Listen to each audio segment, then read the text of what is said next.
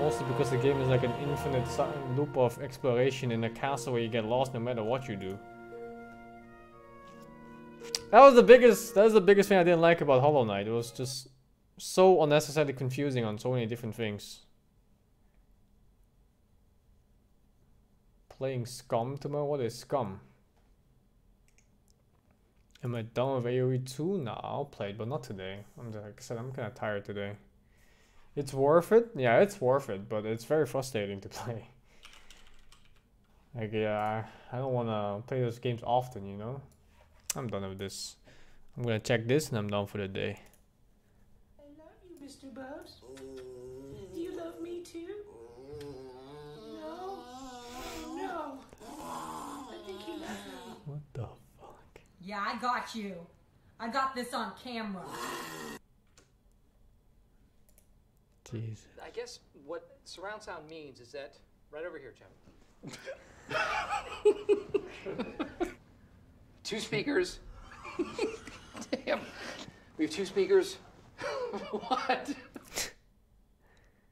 Store called resealing new magic card packs with super glue and what?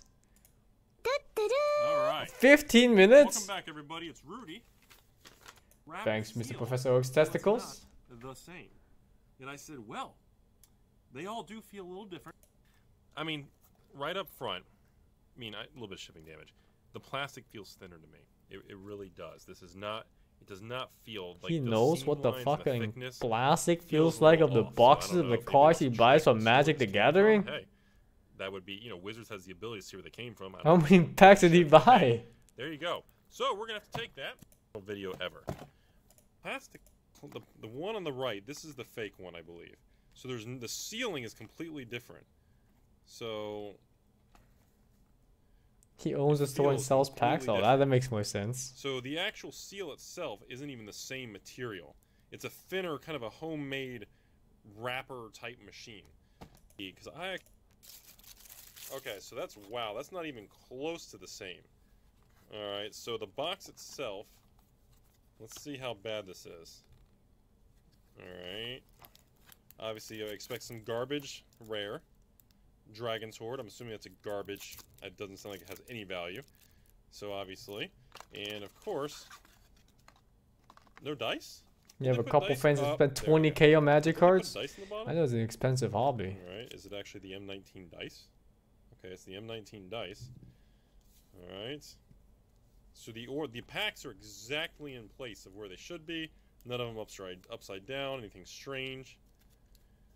So it's definitely a reseal pack, in my opinion. Unless I'm just not familiar with something here. But the booster packs do not look resealed to me. So is it just the promos they're taking out? Alright, so let's start with the very unlikely blue. Oh god, I just dropped the whole camera. The could blast them on the internet. I'm very surprised. 3 uncommons. I'm assuming a garbage rare and no mythic. So we're gonna go to. There's 3 more packs. So I'm assuming again. Bit too much for me, I think.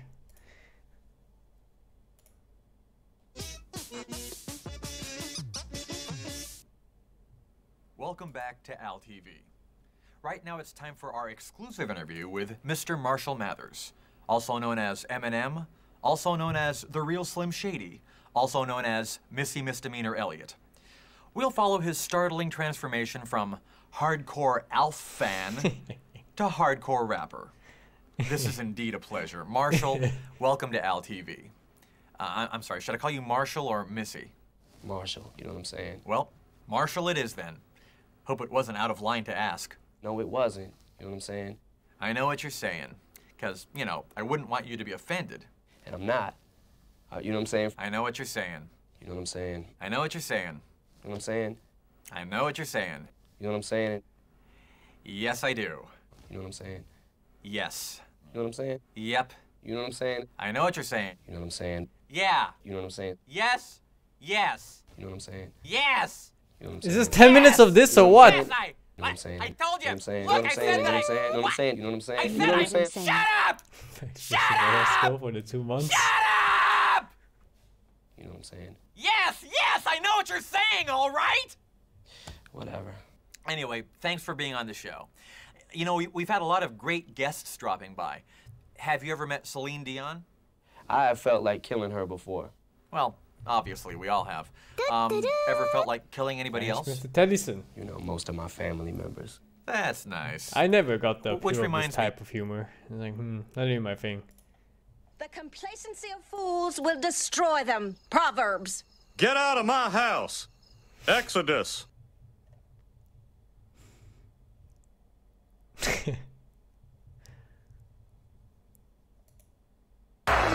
Oh shit, loud. I never knew what it was to begin with. It was some sort of glorious accident. What are you working on? Can't remember? I kept trying to recreate it and isolate it and find out what it was. I never could.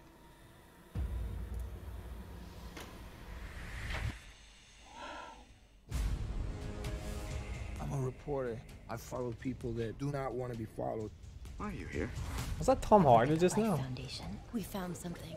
I was just looking over the formula. Dangerous mix. We call them symbiotes. He believes that the union between human and symbiote is the key to our evolution. I found something really bad. I'm hearing your voice. Hey, who said that? Just the two of us. I have been taken.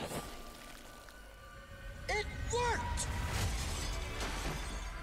I don't know what it is. I don't know where it comes from, but it will give you one heck of a headache. What do you want from me? We're about to make a major breakthrough. We cannot hurt people. I'm so sorry. It's a metastable component. If you apply a small amount of energy, it liberates an enormous How the quantity fuck of did they ever make this? That power, it's not completely awful. I actually don't understand how video editing works anymore. What the hell are you?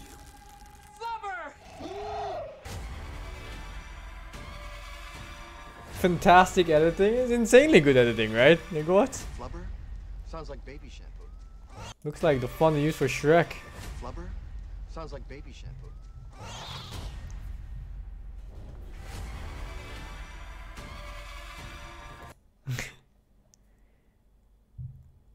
Garbage man has head of your heavy can.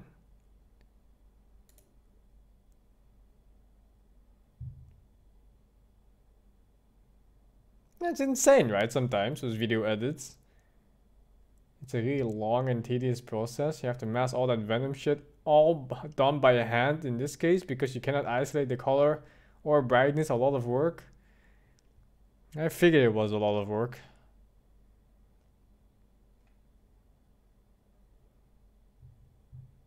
What are we? Okay. Okay, man. Yeah, okay, dude. Whatever, man. Ah, shit.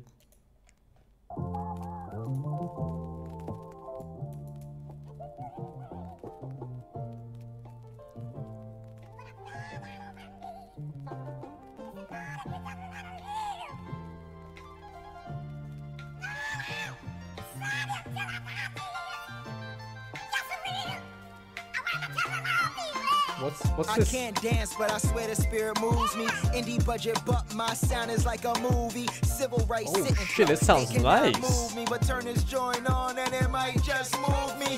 My buddy teaches poor black kids in Philly.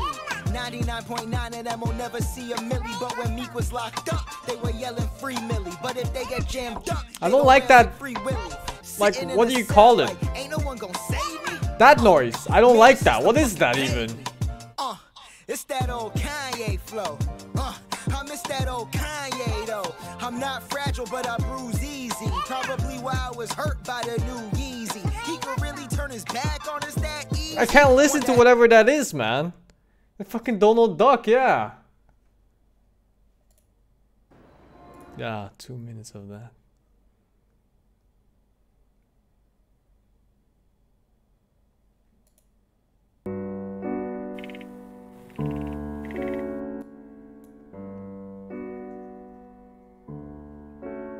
It's called pop sound, supposed to make the rap better. It makes me want all that for the fucking rap.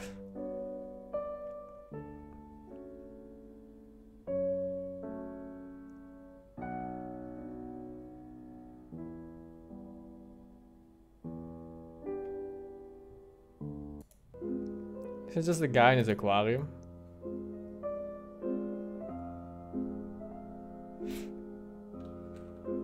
I think it's just 8 minutes of his aquarium.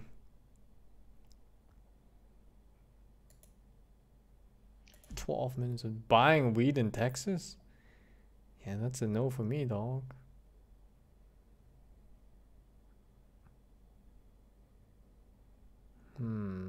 Casually explained, making new friends? How do you make new friends? Time and effort. Making friends is something that comes incredibly naturally to other people. And the problem is that while it seems like something that shouldn't be that hard, it's usually the first step that's the most difficult. For example, it's often suggested that you find a meetup group for people with similar interests, but when I tried that, I quickly realized I don't actually have any interests. In another instance, I thought about enrolling in an adult sports league, but then I looked at the Facebook photos from last year. Which brings us to the first and most important step of meeting new people: show up, even if you don't want to. Which also applies to just about everything in life, including life itself. And if you're like me, you have most of your current friends by doing this accidentally. For example, I made almost all of my current friends in the same way, which is by getting put in the same high school socials class by a computer. The problem is, for most adults, there's no one to force us to do anything except for ourselves, which makes it hard committing to a new activity. This is why one of the best ways to incentivize yourself to meet new people is by saying that you'll buy yourself something nice, but only if you force yourself to go out and interact with people consistently for that whole month. This technique is called getting a job, which is the most common way adults make new friends. But if that's not your cup of tea, you can also consider things like dance classes, yoga, geocaching, archery, falconry, slam poetry, horseback riding, Can I just sign up for and then becoming a dismiss them hermit? entirely Like after what? remembering that one weird acquaintance you don't want to become. For me, I found the most luck by simply showing up to more events with my current friends and over time incrementally developing further relationships with their friends or regulars at places we always go. The problem here is you have to actually talk to people instead of doing a neat activity, so you have to have good enough social skills that you can express yourself authentically, which brings us to the second step of meeting new people. Don't be weird. In my experience, I've never met someone who I thought was actually weird, but almost everyone is familiar with getting nervous and acting weirdly. And I found the only way to get over that anxiety is by improving your social skills and then having enough interactions go well that your brain stops worrying. But the downside here is that you're going to make some mistakes, and if you keep going back to the same place and screw things up with someone, you're never going to want to go back again in case they're there. Which is why if you're worried about having a really awkward conversation with someone and then running into them later, a great way to practice is by volunteering for the Make-A-Wish Foundation. Now, the reason why it's important to practice your communication is because it allows you to more effectively be yourself. Not literally, of course, because then you'd be at home, but in terms of self-expression, which is important because people are attracted to other people who are similar to themselves and to people who have traits they'd like to have. As an example, when I met my friend Jimmy, I wanted to be friends with him because he was sociable, funny, and outgoing, and he wanted to be friends with me because he wanted to bang my sister. Unfortunately for him, I didn't have a sister, but he said to give it 9 months. And this brings us to the third and final step of making new friends, which is stop fucking up the second step.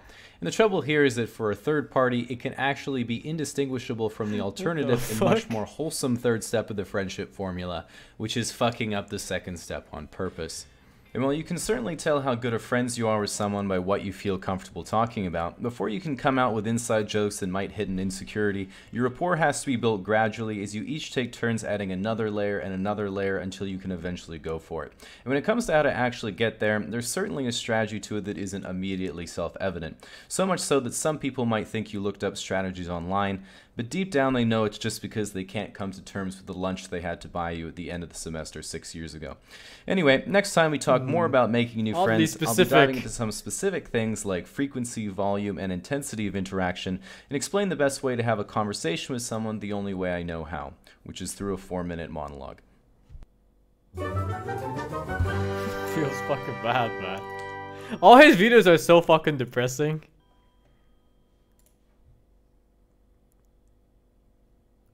Levels of wealth. First date! Oh, here we go! First dates are very exciting. Everybody, get your notebooks out.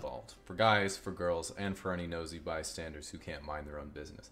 And as one of those people, I wanted to create this as a bit of a primer for first dates, whether you've never been on a date before and want to know what to expect, or if you're a veteran of the dating scene and just want to figure out what's wrong with you. What's wrong? So of course, before you even go on a first date, you have to ask someone out. And there's a million ways to do that. In person, over the internet. We're in! That's pretty much it, really. But you either get a yes or a no, and it's as simple as that. And the good news is that if you do get a yes, you're already ahead of the game because the other person is saying they like you, or at the very least you're passably better than a vacant time slot. Now, the first consideration is, of course, where you're going to go and what you're going to do. And in my opinion, you should really choose a date activity that reflects how well you know the other person. Like if you met by limp-wristedly flicking your index finger across a cracked iPhone, then there's nothing wrong with ice cream and a walk in the park because we all know you're there to see how they eat soft serve. On the other hand, if you've been platonic friends for 5 years hoping your next haircut is the one that will tip them over the edge, you better have a lot of alcohol planned because your current personality just isn't cutting it. So the most classic date idea is, of course, 5 years and you're still trying to date her? Multiple layers of euphemism, it's a bit cliche for a first date and a bit too reminiscent of its old school origin, which is getting married before you're 22, raising a family, and making God proud. Yikes. Which just isn't Yeah, up that's to a date big with today's yikes, poor man. and sinful youth. I think your best bet is going with coffee, drinks, or a quick bite to eat, but it doesn't hurt to eventually try to expand your repertoire. I think it's a really smart idea to come up with fun activities that you can do together so you can focus on doing the activity instead of worrying about what to say. A few of my favorites include drunk paint night, drunk baking, drunk Lego, and drunk stand-up I see a pattern The common here. element being, of course, they're all things I do when I'm alone. Now, that brings us to the real nitty-gritty of a first date, which is how you're supposed to act. And you might have heard the old classic turn of phrase, just be yourself. And this is a terrible That's a idea fucking for a bullshit multiplicity of phrase. reasons, but what I think it really means, and should be said more explicitly, is that you shouldn't pretend to be something that you're not. So if they're like, oh, what do you do in your spare time? And you like to play video games. Oh, then shit, that's say, me. I like to play video games. Don't make shit up to try to sound cool, and besides, how you talk about something is way more important than what you're talking about. Even if you're into something like coin collecting. Oh, don't you tell could be people you're like, into coin collecting. I like coin collecting. Did you know that just by holding one in my hand, I can tell you the year that any 10-cent coin was produced? And when they say, what, really? Why only 10-cent coins? You can say, because I only date dimes. And then you show them your YouTube channel. The old 1-2 works every time. Now, unrelated, at a certain point you reach a difficult moment, which is figuring out I if the fucking date love is this going guy, well. man. And girls and guys have their own Ah, distinct problems in shit. this department. And from asking girls about their experiences on dates, the most common thing that seems to happen is thinking either, wow, why isn't he making a move? Or, oh shit, he thinks this is a date. Oh, shit. On the flip side, the most common thing for guys to think is, I don't have a clue what's going on. Which actually explains just about everything. So if you do find yourself confused in the moment, you just have to triangulate those perspectives and Sigmund Freud yourself deep in their psyche to figure it out. And if that doesn't work, you can say you like them and see what happens. So very presumptuously, assuming the date went well, wherever you are, it's time to settle up the bill and leave. Now in today's day and age, guys are often confused as to whether or not they should be paying or splitting the bill or what. And really, the only person I know who... What do you guys do in your country? In the Netherlands, you almost always split the bill. I legit have never met a girl in the Netherlands that was like, you pay. No, always fucking split. But that's Netherlands, you know? It might be different in other countries. Equality? Split? Always said, split? Well, he was great, but didn't pay for dinner, so that's... That's a big no for me, dog. Didn't pay for don't my make a joke dinner. about that unless you pay for her meal. Ah, shit. Sorry, Jen, you asked for this. But don't worry too much about it. If you're the one who asks them out, offer to pay. They might offer to split, and then it'll be awkward for a few sentences, but you guys will figure it out. Now, this is really the part where it gets interesting, because after you walk to the most proximal waypoint between both of your houses, you're going to stand there for about 5 seconds, glance down at your feet for a second, and say, yeah, so, and then you have to talk about your If they feelings. assume So you're what do- paying, it's bye-bye. Yeah, it's kind of, you do you set up a second date? Do you go for a kiss? Do you invite them to your place? Do you walk them home? Or do you kind of sit on the curb, talk for 2 hours, and then go home because you're both too scared to be emotionally vulnerable? I think at the very least you should leave saying you had fun and want to get together again, or get out of there and let them down softly with a text pretending it's you when it's really them. Now, I know what you're all thinking, casually explained. What do you think of people hooking up on a first date? And as long as you're not my neighbor and are both down with it, I couldn't care less. Nowadays, it seems like everyone is having sex before holding hands anyway. Who the fuck holds hands? That hands? said, while I'm not judging you for busting out the strap-on from day one, God certainly is. So, you know, light a candle. Don't call them daddy. Call them father. Don't finish with hallelujah. Father? Finish with a condom. Just the obvious, really. You'll be fine. Father? Yeah. Oh yeah, I didn't mean to click on this. Casually explained. Red flags! In dating and relationships, a red flag is a small thing you notice in someone else's behavior that's symptomatic of a bigger problem. The trouble is that oftentimes a red flag can be hard to pick up on because red flags aren't only what someone does, they can also be what they don't do. And some red flags are certainly worse than others, so I want to start with the more mild ones and move up from there. Assuming you start with a blank white flag, at the lowest level we have red and white flags, which are just small quirks or inconsistencies that aren't bad, just kind of weird. Things like they don't lick the yogurt off the lid, they use Internet Explorer, they hold the door open for you as soon as they see you park your car. They exist? Things like There's they don't no lick way the that yogurt exists. off the lid, they use Internet Explorer, they hold the door open for you as soon as they see you park your car, or they're apologetic even if something is your fault. Basically, if it can be explained with, oh, Canadian, then it's probably in this category. So let's get started on the serious stuff. Low-tier red flags. A low-tier red flag is something that's probably bad, but not necessarily a complete deal breaker. They don't laugh at your jokes. I thought this was just normal, but they say if a girl doesn't laugh at your jokes, she probably isn't very compatible with you. He thought it was normal they don't laugh. She'll likely laugh at all your jokes, even if they're not very good. They have a secretive past. This depends a lot on how communicative the person is. They might just be anxious about sharing personal details, but if they have no problem talking about anything and everything except their past, it's either something they don't want you to know, which is pretty bad, or they're a Russian spy, which is pretty hot. Putting you on a pedestal, that is to say they think you're way out of their league. This one's obviously more common for guys to do to girls, but it can go the other way around too. Imagine I was in bed with a girl. Just gonna let that sink in. Imagine I was in bed with a girl and she whispered, oh my god, casually explained, tell me again about how many subscribers you have. That's so hot. Of course, that would be a huge turn on and I have dreams about that, but it's probably going to be a pretty one-sided relationship. Think of how celebrities almost always date each other even though they could be with any fan they wanted. They have the same last name He as knows you. about the Natalie Dormer. That's a bad sign. In most places. Alright, mid-tier red she flags. isn't These are a bit more your serious. S-tier and are hottest usually harder actress to in Game of overcome or Thrones, talk you about. gay. Tread very carefully if you notice any of these. They're a stripper. On paper it might sound well and good, but when it inevitably doesn't work out, you'll realize that from now on you can only pay for things by card. Worth it. They don't have any independence. That is to say, if they have no interests or hobbies or ambitions in their life, it's likely they'll try to involve themselves in every moment of yours, which will eventually weigh you down and get in the way of your goals. Kind of like Reddit. Best son? Second place, best son? Oh fuck, is it blocked by an ad? Or this? Best son, second place. Ah shit, dude. Eventually weigh you down and get in the way of your goals. Kind of like Reddit. They trash talk their ex a lot early in the relationship. This is usually an indicator they're still emotionally invested in their previous partner, and it can be very difficult to build a new relationship from the rubble of an old one. Got that from Tumblr. I love those quotes, especially when they put them right beside a picture of These Hitler. are saying things like, you have to do X, if you can't or handle I'm me gonna at do my Y. at my To watch worst, you out, can't though, 'cause have me that's at my like me best, or saying, whatever it is. You don't They put a subscribe, picture of I'm not Hitler gonna at be it, your it's like, friend, which I would never say. 8 inches? Only think. Yeah, that's average next nowadays. is high-tier red flags. These are the ones that are complete deal breakers and are pretty much always non-negotiable. They're married, unless you're into that. They're already pregnant, unless you're into that.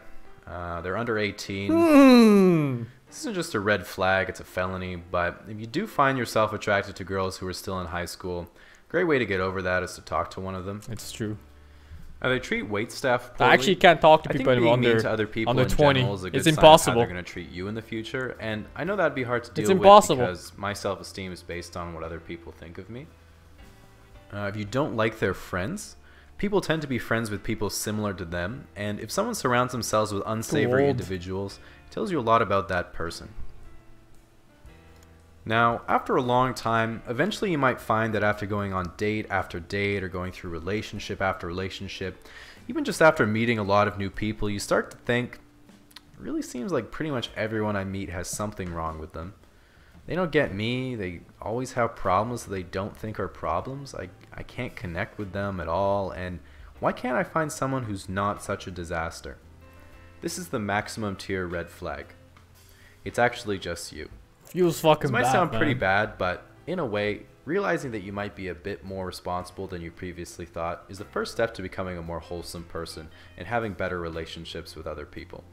And if you have It's a true, friend guys, who shared it's this me, video with the you, problem. now is the moment where you reflect on whether they thought you'd find it funny and interesting, or if they're trying to passive-aggressively tell you something. You send this to Bambo? Ah, shit. Is she into you?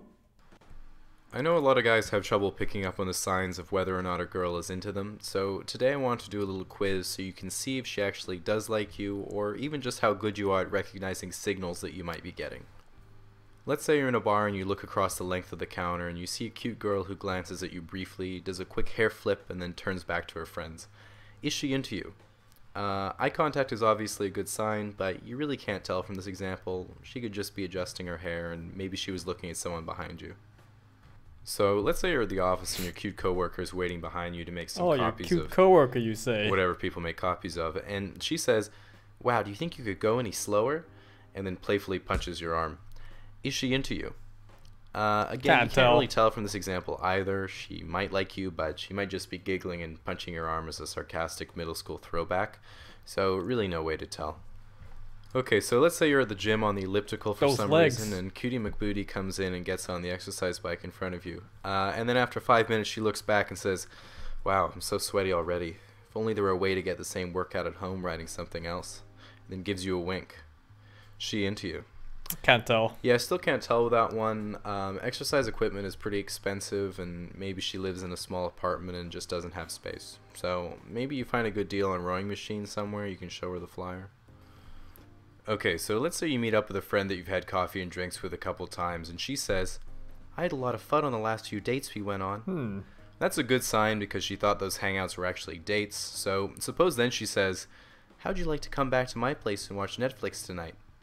That's another good sign. It's usually a pretty good indicator when a girl invites you to do something, especially at her place. I can't tell so still. then let's say later at her house, you guys are watching Wall-E or something like that, and she says, "I'm getting pretty bored. Why don't you come upstairs with me?" That's another great sign. She probably has something pretty interesting to do upstairs if it's better than watching Wall-E. So then after you go up there, all of a sudden she pushes you onto her bed, dims the lights, rips off her clothes, and you start having sex. Is she into you? Can't tell. Yeah, again, you really can't be too sure about it's these pretty things, dark man. in the room, so she can't really see you properly. Maybe she's from Canada and was just being polite. Anyway, best bet is to just keep your wits about you and continue to look for signs. That sounds about right. That sounds about right. Flirting? Oh my god, this is like the whole package, man, this channel. It's about expressing your interest. It's the whole fucking in a package. non-threatening and fun way. I think it's easy to think that flirting is how you interact with someone in a conversation, but it really starts from the very first impression that you make on the other person. Trouble is that for a lot of people, flirting isn't something that comes naturally. If I go to a bar and see a person I really like and want to introduce myself to them, my brain says, alright, good handshake, remember their name, remember your name, pick two. Pick two of and them. when things go south and I get up from the bar stool to leave and hit my erection on the countertop, I get a little bit demotivated, but really it's important to keep in mind that no one can be a smooth operator from the get-go, and it definitely takes some practice. So assuming you do manage to get through your introduction, it's a good idea to establish some kind of physical rapport. And a good way to do this is to touch the other person on the elbow when you say something they find clever or funny. In other words, you don't need to worry about it. Now, it's pretty easy to think, I really like this girl, but I don't know what I should do. And a really good idea is to practice your empathy by imagining you're the girl and thinking about what you'd like a guy to say to you. Even when you're talking about something like sex, one thing I've heard a lot from girls is, yeah, this guy was great, but he just finished and then fell asleep and didn't even think about how I felt.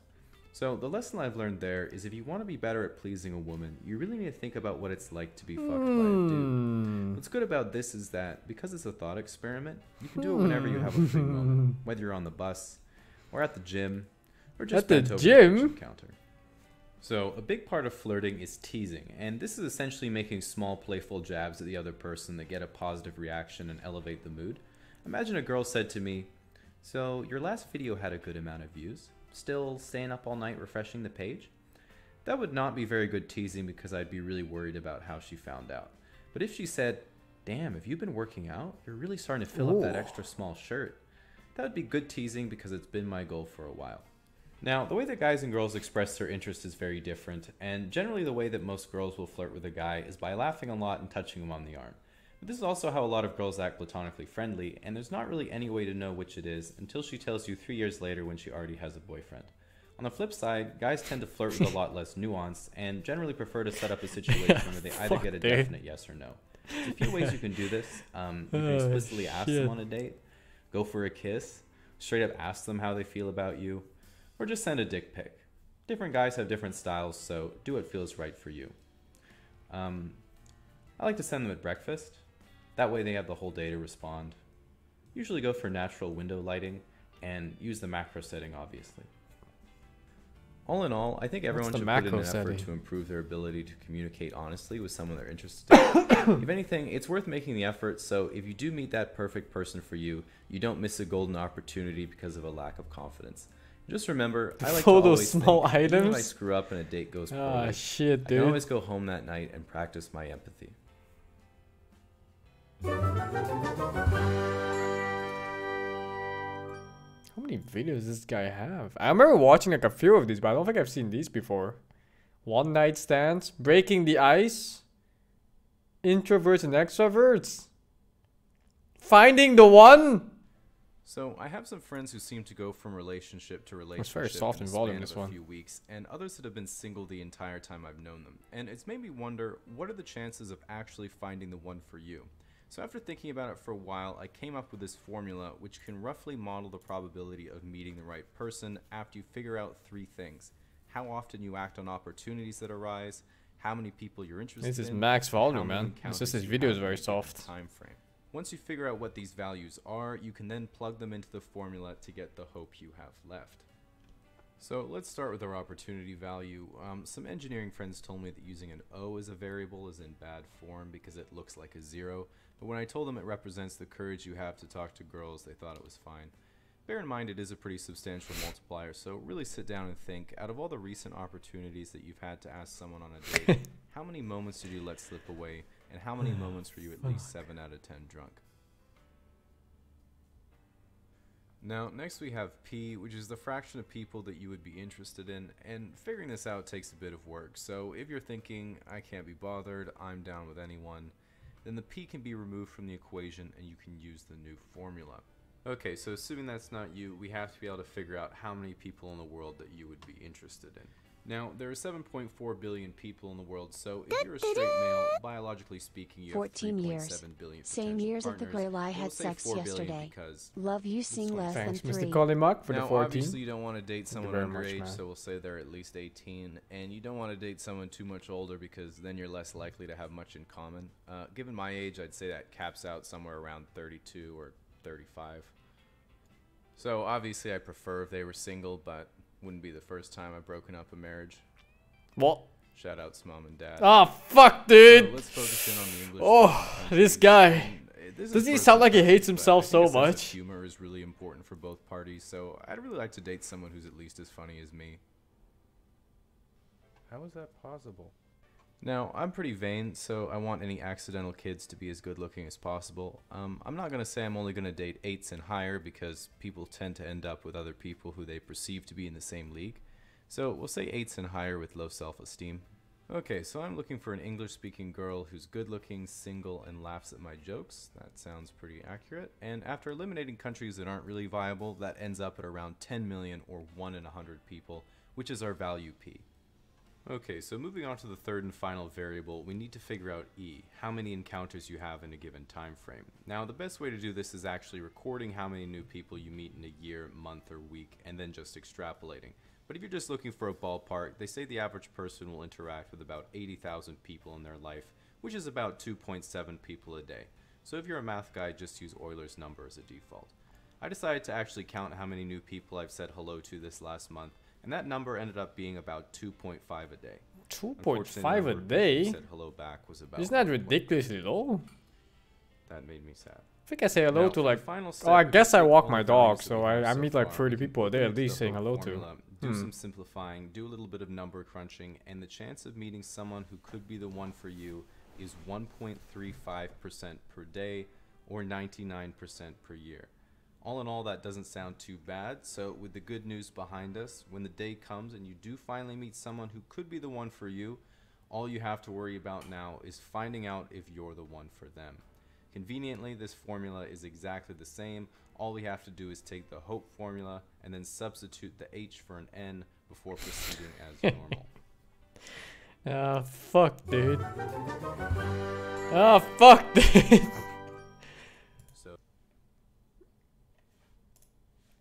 Now, I think there's a fair bit of misunderstanding around what an introvert or extrovert actually Then we're is. gonna go back to While the introverts are most often portrayed as being shy and awkward, and extroverts That's as being me, charismatic on the and right. sociable, it isn't always the case. To give an example, most people think that stand-up comedians are all super extroverted because they go on stage in front of a whole crowd, but in practice, most of their time is spent writing, not performing.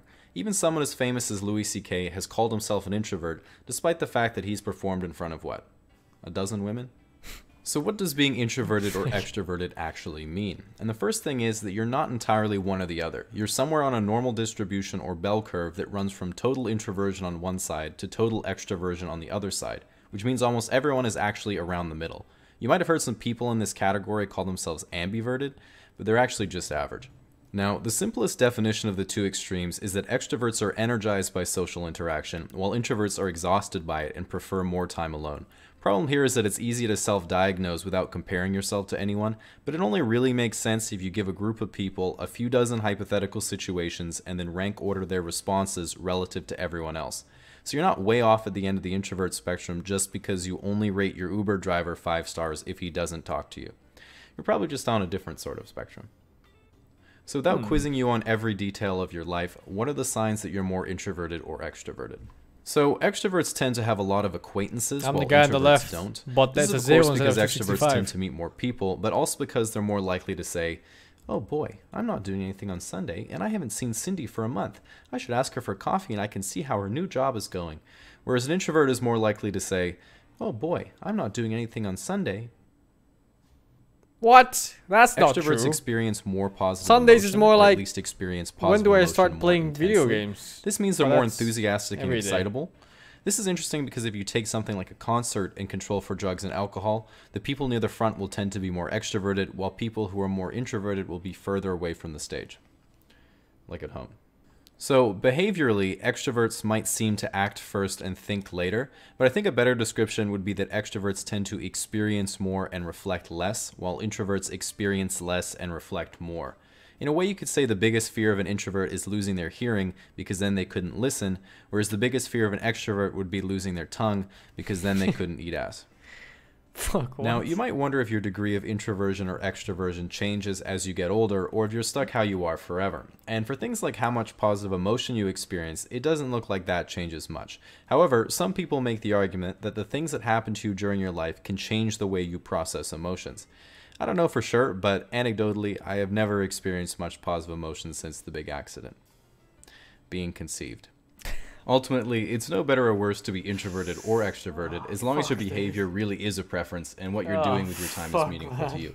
With that said, some extroverts might socialize to avoid personal development, and some introverts might like to have more friends than they do but are anxious or lack social skills. So whatever your disposition, you have to spend time with people and you have to spend time alone. So make sure you're not being avoidant, or it can lead to some pretty big blind spots. For me, I remember back when Tinder first came out, my friends decided I had to go on at least one date just for the sake of it, because I didn't usually meet many new people. Now the thing is, I didn't have much sexual experience at the time. I mean, I still don't, but I didn't then either. So when I got a match eventually, I asked them out to a movie because I like watching movies and I thought that's what a date was. Now, what I didn't realize was that when you're watching a movie, you don't really see or interact with the other person at all the whole time. So we were just sitting there with each other in complete darkness, not saying a word as we ate from our own bag of popcorn. Then 2.5 hours later, when the movie ended and the house lights came on, we looked at each other and said, "Good movie, huh?" "Yeah, pretty good." And that was the whole date. So yeah, 5 stars. Okay, one more. So be sure to check out the content on the other platforms, and all of the Casually Explained audio should now be available on Castbox. If you'd like to... True. SingSing Fei, Thanks, SingSing Mr. Fei, Journal SingSing Shotgun Fei. for the 10. Stop, this is too real. Levels of wealth. When we think of money, it's usually in terms of what things we can buy with it. But your level of wealth doesn't only determine what you own, it can determine entirely what your life looks like, and I wanted to give a bit of an overview of what that could look like at some different intervals. Now, at the bottom of the pyramid, of course, we have the alcoholic, amphetamine-abusing lowlife who mooch off public services because they can't pay their debts or find a job. Shit. Fucking grad students. Disgusting. Next, we have the working and middle class, which makes up about 90% of the population. Even though it might seem like they can't accomplish much compared to the elites of society, members of the middle class can work together to become much more powerful. As an example, with one roommate they can afford rent, but with 2 they can afford furniture.